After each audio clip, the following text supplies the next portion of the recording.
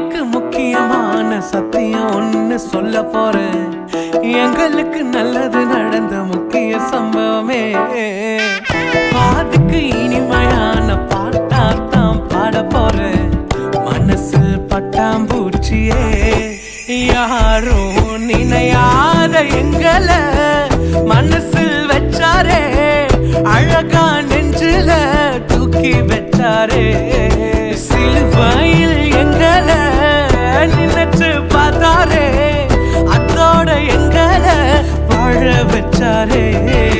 எல்லாத்த இழந்தோம், இப்போ இலக்க ஒண்ணு